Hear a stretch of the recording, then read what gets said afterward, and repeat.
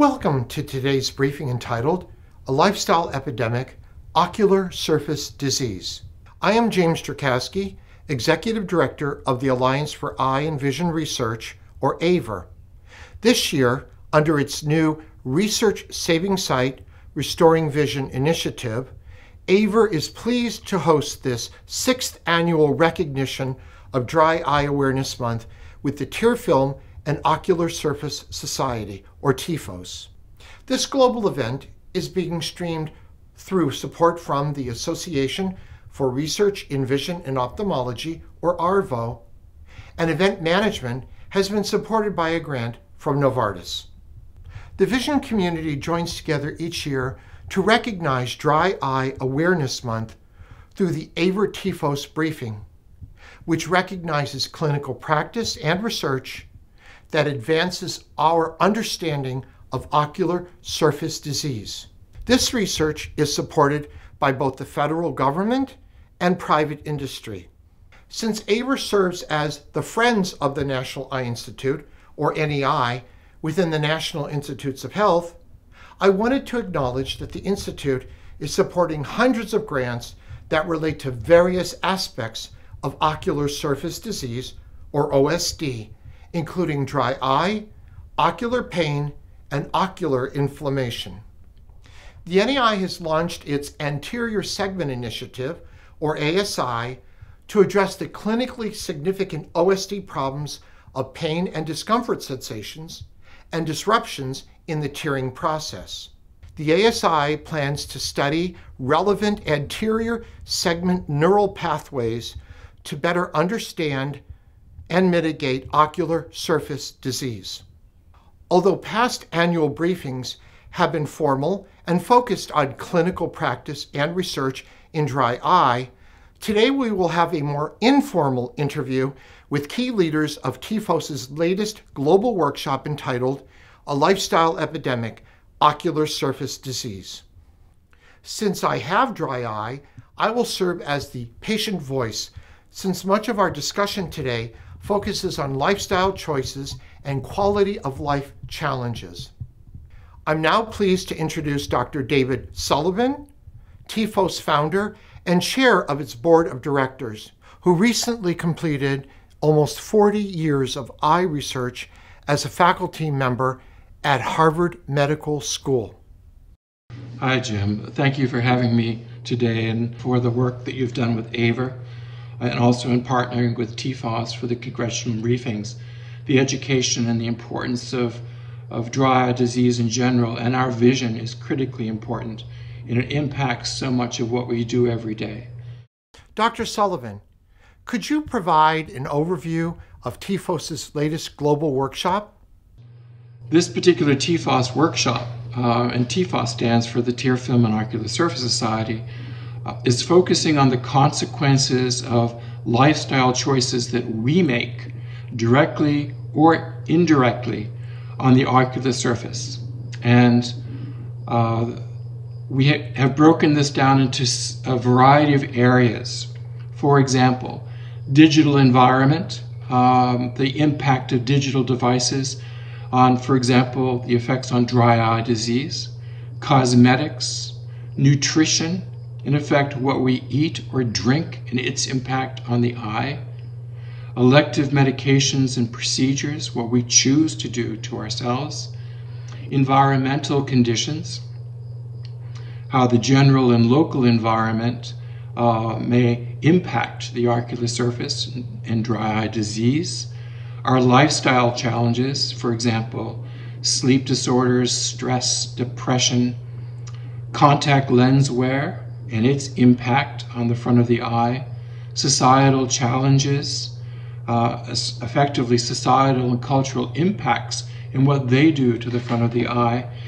And we'll also have a special subcommittee called Evidence Quality, where all of the peer-reviewed evidence that we evaluated will be graded to make sure that it's appropriate. We'll have a public awareness subcommittee, and all of these will be designed to be able to educate the public about what is known about these various factors about what we can do to ourselves and teach not only clinicians but also the patients.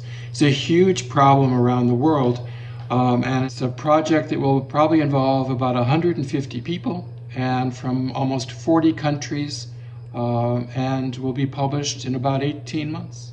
Dr. Sullivan, before talking about the parts of the eye that dry eye can affect, please describe the ocular surface. All right, if I'm looking at a friend and ask that person to open their eyes, and what I see in the center is the cornea. It's the very middle. Surrounding it is tissue that you can't see. It's called the conjunctiva because it covers a white part of the eye called the sclera. The conjunctiva and the cornea is then the front of the eye. Surrounding that are the eyelids, and in the eyelids are important tissues called the meibomian gland, which release oil into the tear film. Also some small lacrimal glands that release water and protein into the tear film. There are larger lacrimal glands surrounding on the sides of the eye, and we also have special cells within the cornea and conjunctiva that release some sugar proteins. So the water, the proteins, the oil, and the sugar proteins all conspire to create a tear film, which is extremely important for maintaining the vision that we have and is so important to our life. Thank you, Dr. Sullivan. We'll now turn to our panel of experts from across the globe. Dr. Jennifer Craig from New Zealand, Dr. David Sullivan from Massachusetts, and Dr. Christopher Starr from New York, who will all be serving leadership roles in the workshop. I welcome the workshop chair, Dr. Jennifer Craig, who serves as a professor in ophthalmology at the University of Auckland in New Zealand, where she heads the Ocular Surface Laboratory and researches dry eye and tear film dysfunction. Dr. Craig, welcome, and you certainly do add the global perspective to today's briefing. We've heard from Dr. Sullivan on the intent of the workshop. Can you add your own perspectives as to what you hope to see emerge and its impact for patients? Absolutely, Jim. It's a real pleasure to be here from Auckland, New Zealand, giving a global perspective. These workshops that TFOS run are truly amazing. I mean, they give us the opportunity to bring together a huge number of experts in the field. These are scientists, clinician scientists, industry representatives. In this case, we're talking about lifestyle factors and the impact that these have on the ocular surface, because we realize what an important thing this is for all our patients. We're seeing, huge changes in people's ocular surface simply because of the things that they're doing to themselves and the choices that they're making in their lives. I mean, one of the things that we do is we're looking at all the literature to understand where we are. It gives us an opportunity with all these experts to consolidate the information that's available in the literature. So everything that's evidence-based, not just opinion. And to bring all of that together to understand what we know and help us to make the right recommendations for our patients. But I think the other thing that's really important is it also helps us look at what's missing in the literature. Perhaps areas where we're making assumptions and shouldn't be because there's no evidence, and it shows us where those gaps might be to help us drive future research, which of course is going to help our patients in the longer term. Speaking of patients and lifestyle choices, can you share with us the potential impact from the reliance on digital communications since the COVID-19 pandemic? So yeah, this is a significant problem that we're noticing.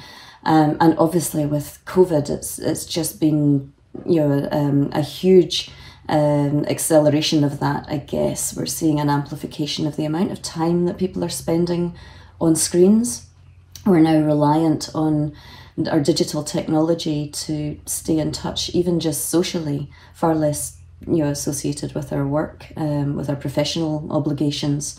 So many more hours are being spent on the computers. But If I think back to some of the research that we were doing and some of the findings soon to be published, we've seen pre-COVID the number of hours that kids are spending on computers, 4 or 5 hours a day easily. And I can't imagine what that is since COVID. But even with those 4 or 5 hours a day, we're seeing that the risk of dry eye, the risk of ocular surface disease is higher in those individuals who are using computers more often. So I think in some of our work, we looked at 5 to 20-year-olds. And when you increase the amount of digital screen use by 2 hours per day, you actually increase the odds of getting dry eye, of suffering from dry eye by 20% for every extra 2 hours that somebody spends on the computer. We've seen huge changes in this over time. Even before COVID, we were becoming aware of the impact of digital technology and our use of that on our eyes, on our ocular surface. We've seen, we know that using a computer screen is very different from reading a book. For example, if you read a book, you're relaxed and you tend to blink normally. This allows your ocular surface to behave in the way that it's expected to. But when we use digital screens with it's the extra cognitive load, the visual processing requirements, we forget to blink.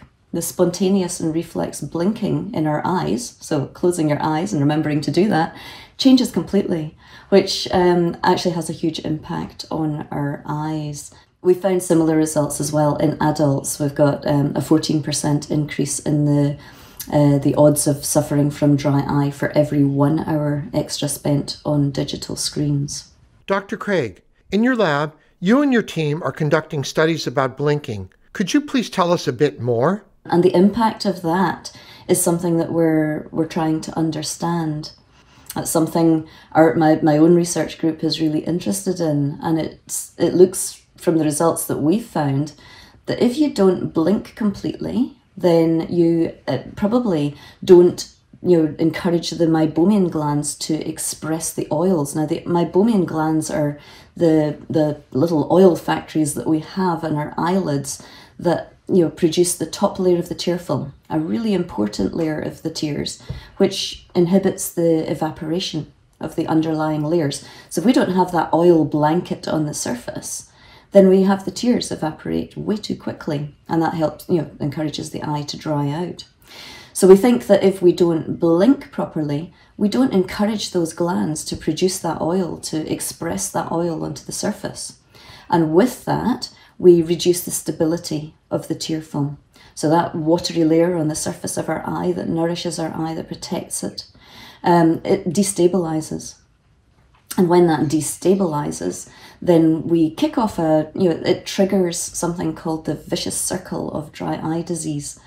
If you don't have good stable tears, the tears will evaporate too quickly.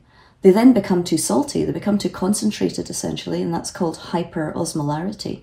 These tears become hyperosmolar or too salty, and the ocular surface doesn't like that. The cells on the surface of the eye get stressed by that kind of environment, and they release inflammatory mediators, and with that additional inflammation, we see damage to the ocular surface cells.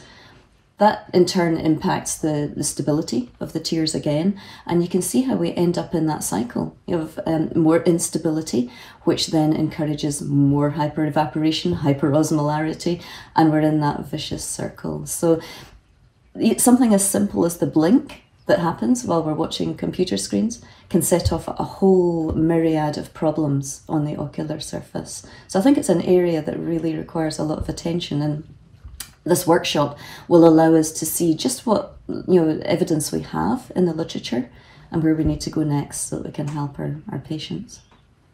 Are there steps we can take to avoid digital eye strain and other short and long-term visual consequences? Yeah, well, that's a very good point about what we should actually do. So, I mean, we're saying at the moment, so you need to blink better, you need to concentrate on blinking. That's quite a hard thing to do. It's something we do automatically, something shouldn't normally have to concentrate on, but it's something I think we need to improve. And I think what we'll be looking at in future is just how we get patients to do that. We talk about blinking exercises, encouraging better blink quality by asking patients to run through a routine of closing their eyes, making sure they close fully, perhaps giving them a bit of a squeeze, and then opening the eye and relaxing, and repeating this, the way that we do this, repeating this over and over several times, and encouraging people to do this a number of times every day, especially while using computers. But there's a lot of evidence that we still need. Remember I said about these assumptions, and I think we're still making assumptions about just what improvement we can make to people's lives by doing this, where there's lots of research that's needed to show that. So this workshop will be able to show us what we've got, what we know, and where we need to go. But at the moment we tend to say to patients, blink, try to blink better, try to blink more fully, try to blink regularly, concentrate, maybe every time, if you're doing data entry, for example, every time you hit return at the end of a line, remember to blink, make sure your eyes blink fully, close your eyelids together, make sure they do that. We also encourage people to take breaks from the screen. So every 20 minutes or so you should get up, you should walk about. There are other reasons you should be doing that, not just the ocular surface and blinking, but we believe that helps us as well as to take breaks away from the screen. Dr. Craig, what is the long-term damage from dry eye in children and adults? We become lazy, we flick blink or partially blink, the eyelids don't close completely. We're talking about potential discomfort with the eyes. The main thing that people notice is the stinging of their eyes. And I think most of us can identify with that. Even people without dry eye can say, yeah, actually when I stare at the screen for too long and then blink, my eyes sting and my eyes water. That's the sensation that people have, and that's an increasing sensation. It's being reported more often and being reported in children. People who don't blink fully as children, we see the impact of that is that in older age you see that people have greater ocular surface changes. These are all cumulative with age, so you may see changes with the lack of blinking early on in life, but there may not be symptoms yet. But we know that as people get older, those blinking changes pursue, and we start to add symptoms, and we start to see changes in the meibomian glands, those little oil factories that I was talking about. These can start to disappear, and if these become atrophic, if they disappear, we don't have good convincing evidence that we can get that back. So it's something we want to preserve, because the further that goes on, the longer people have those symptoms associated with changes in the meibomian glands, the more we see changes in the other tear film parameters, and ultimately we see damage on the ocular surface, where we have staining. We use dyes, special dyes, to look at the ocular surface, and from that we can see that there's actual damage to the cells, missing cells and damaged cells, which, like I said about that vicious circle of dry eye disease, feeds people back into that, provides an inadequate surface upon which people can then support a tear film. Thanks for describing the physiological changes that occur. Could you speak a bit about behavioral changes that we make? Absolutely. That's something else that's a really important lifestyle factor that we're going to be looking at. Contact lenses provide many, many millions of people with huge freedoms that they wouldn't have within their lifestyle, within their lives, to be able to do the things they want to do without wearing spectacles. But there's a small price to pay. We have a contact lens in the tear film, and that can be one of the factors that can help trigger dry eye symptoms, discomfort, or possibly even transient visual disturbance if the tear film isn't good. So yes, in a contact lens wearer, we want to make sure that the tear film is really good quality to begin with, so that it is able to cope well with a contact lens.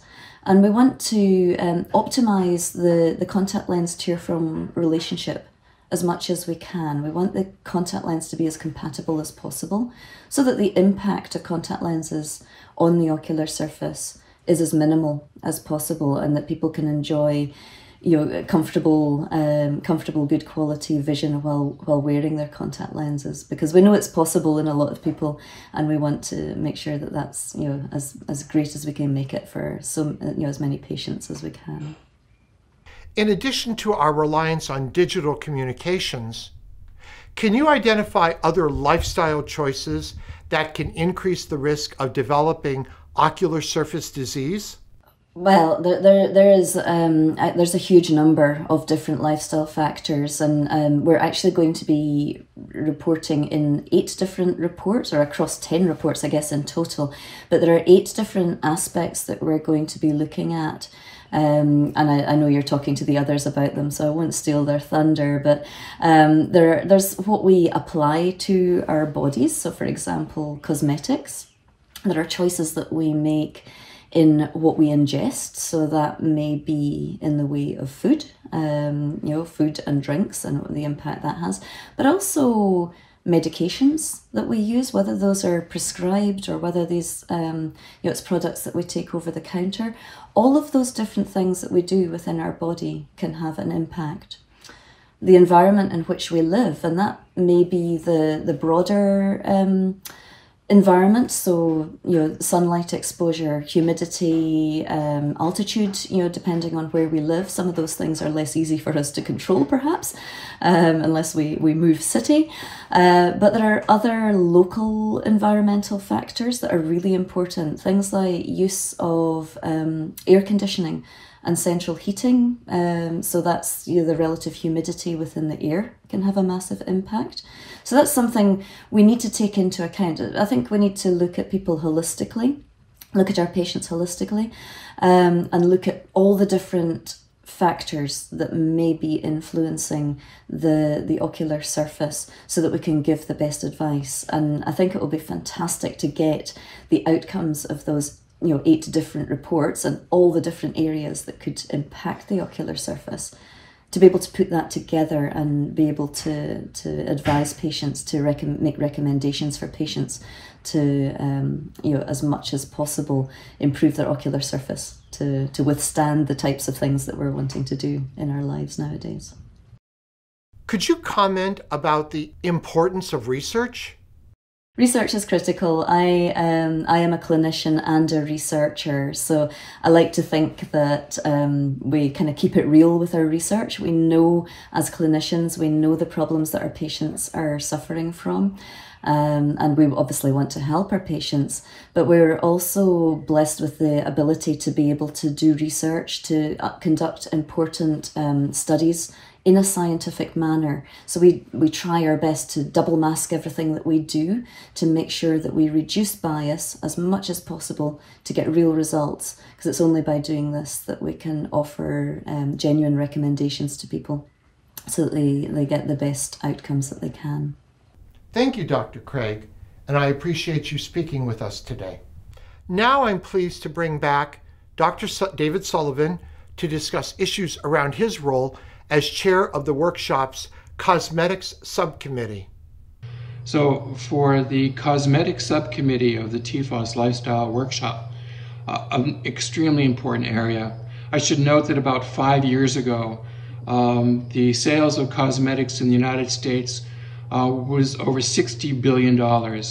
The average woman in the United States wears 12 different cosmetics daily. The average man uses 6. And these types of cosmetics include mascara, serums, moisturizers, eyebrow, adhesives, eyelash dyeing, perming, etc. But very few people pay attention to the dark side of cosmetics. There are over 12,000 ingredients that are used in cosmetics, and less than 20% have been shown to be safe. A number of these ingredients are carcinogens that cause cancer, they can cause mutations, they disrupt hormone action, and they can be toxic to the cells of the eye. And these can lead, such as we're focusing on this month, to dry eye disease. And just because a product is labeled, for example, hypoallergenic or natural does not mean it's safe. So there's a huge area that, for example, as people age and dry eye disease becomes more prevalent, and people are using these things around their eyelid, they can be very toxic and they can promote the development of dry eye disease. There has been no rigorous peer-reviewed analysis of these kinds of compounds in what people are doing and adding to themselves to essentially make them look good, but they may be creating harm to their ocular surface. In Europe, for example, 1,300 of these ingredients have been banned. In the United States, only 12. We need to increase awareness of what we do to ourselves. There are products that are beginning to be made that do not have these problems, and hopefully we'll be able to educate both people as well as the clinicians that care for them the importance about paying attention to these products. Are there alternative cosmetics? In terms of alternatives, most of these cosmetics people don't know. Are there cosmetics out there, makeup, for example, around the eye, that are safe? Yes. There are certain areas that are safe. These have not been highlighted to the extent that they should, and we hope in this subcommittee, involving people from all over the world, all expert in this area, to draw attention to what could be considered to be used, but also what should be avoided. From your vast experience, can you speak about the role of the environment in the development of dry eye? Sure, this is another major area people may not be too familiar with. Where we live is very important. For example, if we live in the desert, one of the major problems is dry eye disease.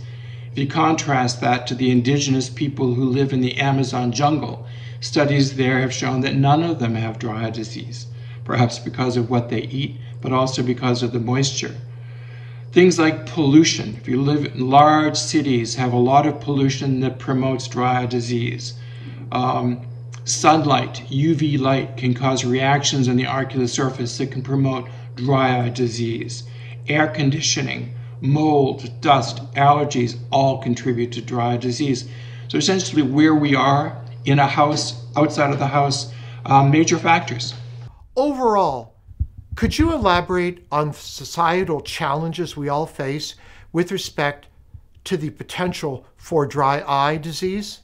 Sure, and the societal challenges are more what we're faced with by society in general, what it does to us.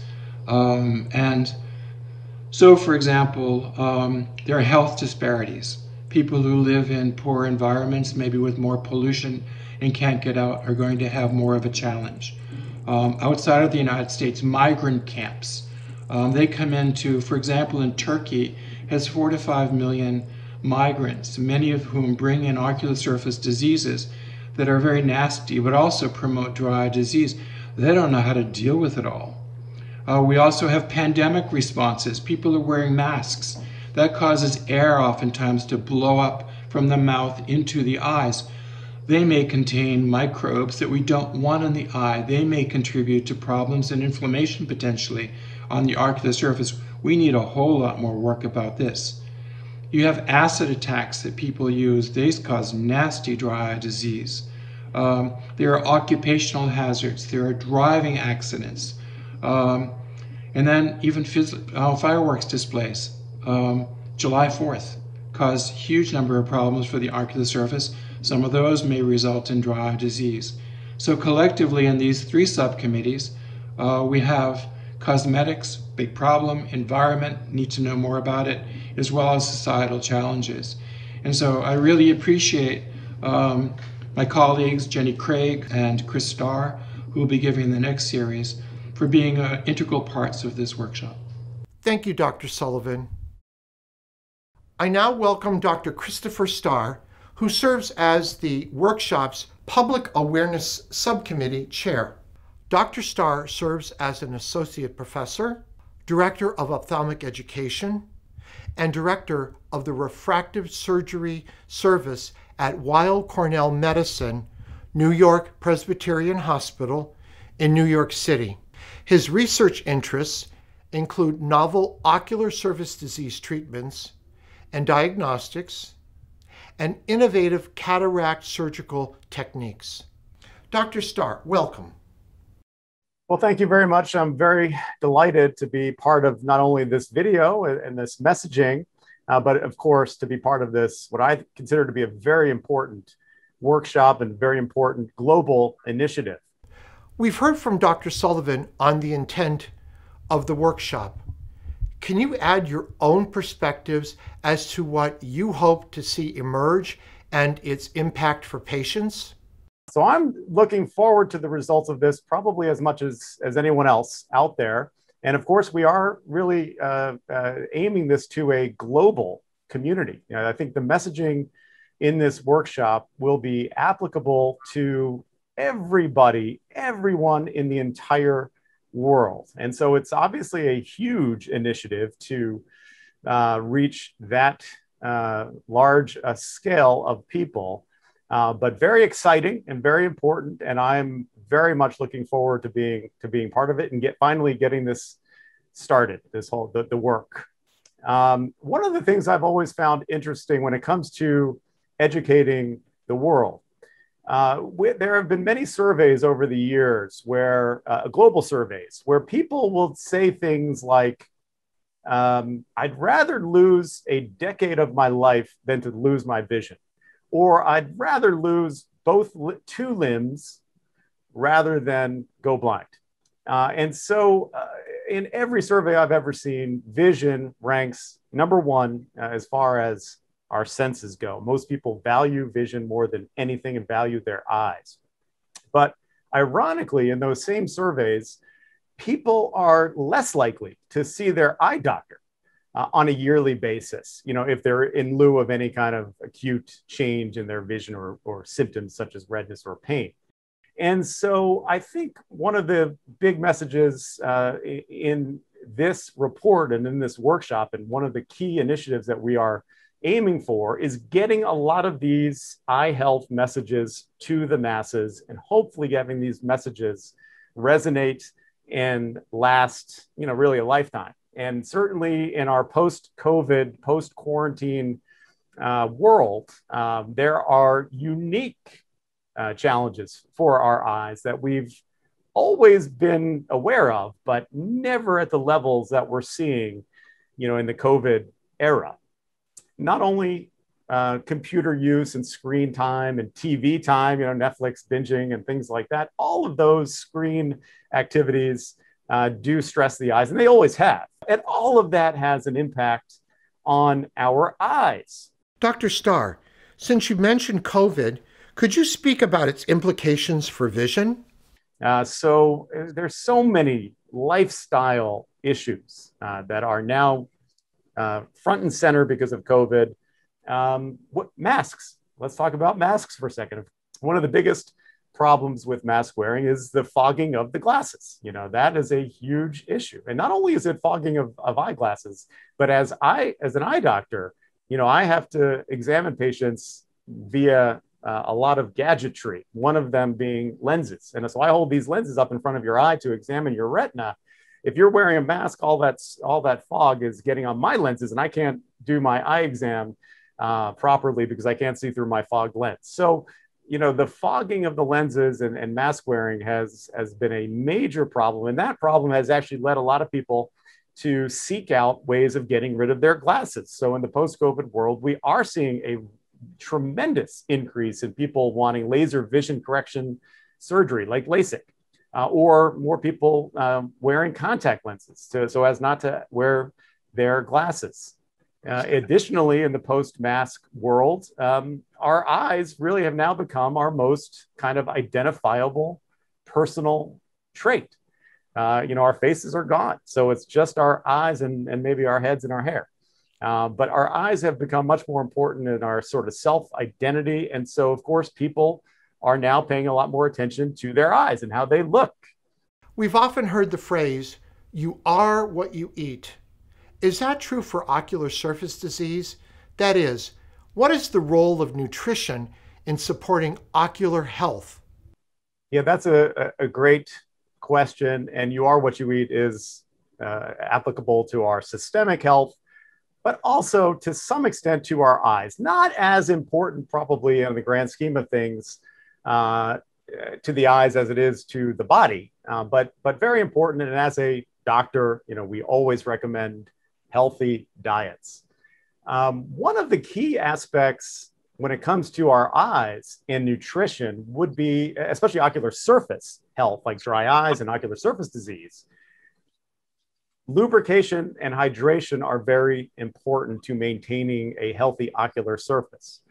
And, in general, I find that a lot of people are running around dehydrated. We're not taking in enough water on a day-to-day basis. Sounds like something that's very simple, a simple lesson and a simple thing to alter in our diets. And yet, we find a lot of people are poorly hydrated, and that does lead to dehydration of the body, but secondarily worsening or exacerbation of dry eye. And when you combine that with staring at computers all day, and we do know that when you're staring at digital devices, our blink rate, and the blinks are very important for distributing tears across our ocular surfaces and keeping it wet and keeping the cornea clear, and that has a large impact on our quality of vision and our stability of our vision. And so if you combine dehydration from not drinking enough water with staring at computers and not blinking, that, as you can imagine, is a recipe for ocular surface dysfunction, ocular surface disease, and worsening dry eyes.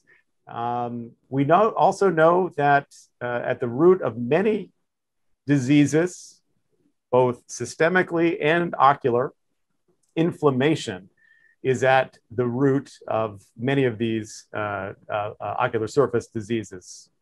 And the American diet, or the Western diet, over the years has, as we all know, this is no surprise, has become less healthy, as a nice way of saying it. And one of the key aspects of our diet is that the intake of essential fatty acids. Omega-3 and omega-6 are the big ones. Think of omega-3 as being anti-inflammatory and therefore good fatty acid, and omega-6 being pro-inflammatory, i.e. bad essential fatty acid. And in an ideal diet, the ratio of omega-6 to omega-3 would be about 4-to-1. In the current Western diet, and this has been increasing over the years, we are seeing ratios of omega-6 to omega-3 of 15-to-1. So a lot more omega-6, and this is coming from fast food and saturated fats and things like that, and processed foods. And so one of the key nutritional recommendations that we often will make on a day-to-day basis with our dry eye and ocular surface disease patients, especially people who have oil gland deficiency of their eyelids, we call it MGD, or meibomian gland dysfunction, we do recommend increasing omega-3 intake, and that can be via over-the-counter supplements and pills or liquids, oils, or just simply altering one's diet to have more fatty fish like tuna or salmon or flax seeds, and various nuts like almonds and other nuts that have high levels of omega-3. A major area of dry eye is iatrogenic dry eye, or that which results as a side effect from medications or surgical interventions. Can you elaborate on its incidence and whether it may be unavoidable due to the need for those medications and surgical interventions? The big causes of iatrogenic dry eye or ocular surface disease are medications, both systemic medications and eye drops, topical medications. Ocular surgery and contact lenses are the big ones that we see on a day-to-day basis. In 2009, of the 100 top-selling systemic medications in the United States, a quarter of them are directly linked to increasing dry eyes. Things like NSAIDs and analgesics, allergy medications, antihistamines, antihypertensive medications, anti-ulcer medications, and in the postmenopausal woman, hormone replacement therapy, all have been linked with increasing rates of dry eyes. And so when we choose medications, and a lot of times it's not eye doctors who are putting people on these medications, It's more the general practitioners and medical doctors. And so by, part of what we're trying to do with this workshop is educate not only the public, but we're certainly trying to educate doctors, eye doctors, optometrists, ophthalmologists, but also general practitioners who might not be aware that this antihypertensive medication might cause their patient to have dry eyes or worsening dry eyes. Ocular surgery, as I mentioned, in the post-COVID world, a lot of people are seeking out both contact lenses and laser vision correction in order to free themselves of their fogged up glasses. But we know that any incisional surgery on the eyes or in the eyes, especially on the cornea and the ocular surface, can lead to, in most cases, a transient worsening of dry eye and ocular surface disease via an effect on the corneal nerves. And in people who are very dry prior to, say, LASIK surgery, that really needs to be identified and treated aggressively and reversed before one has LASIK surgery or laser vision correction surgery, or really any eye surgery for that matter. And if it can't be reversed, the recommendation then would be don't do the surgery at all. Elective surgery that will make dry eyes worse should not be done in those patients who have pretty significant dry eye that's refractory to treatment. Your workshop, Public Awareness Subcommittee, has a significant task of globally disseminating the conclusions and recommendations of the TFOS workshop. Can you comment on the challenges you face with respect to cutting through the static to more fully educate the public about the risk of and implications from ocular surface disease? Yeah, it's a gargantuan task. And when you look at the prior workshop, the TFOS DEWS II report, that was about 400 pages of dense science. This is more the lifestyle issues that are really resonate and are very applicable to literally every human being on the face of the earth. And we certainly expect to harness the power of social media in conveying a lot of these messages, in addition to traditional media like TV and print and magazines, et cetera. One of the things I find fascinating, the deeper we get in this workshop, and that is with all the wonderful literature that has been created and all the great studies and research projects that have been published. With every one of those, we generate more questions. With all that we learn, we realize how much more there is to learn. And the only way to do that with any high level of assurance is via funded research. And that's where government agencies like the NIH and others are so critical and so important to ensuring that we actually are able to answer all these new questions that activities like this generate. Thank you, Dr. Starr. AEVR wishes to thank our speakers, as well as TFOS for partnering with us on this important education. I also thank Arvo for its streaming support and Novartis for its event management support. AEVR appreciates our audience, which is watched from around the globe, especially congressional staff. We encourage you to inform your colleagues about this video, as it will remain available through today's link and on the AEVR website at www.iresearch.org. Just one reminder, on September 21st at noon, AEVR will stream its annual International Age-Related Macular Degeneration Awareness Week Congressional Briefing, which begins AEVR's 7th Annual Emerging Vision Scientists Day. In addition to the AMD briefing, you will be able to watch individual researcher videos and a group conversation with these early-stage investigators entitled Moving Beyond COVID in My Career Pathway. That concludes our briefing, and I wish to thank you for participating. Thank you.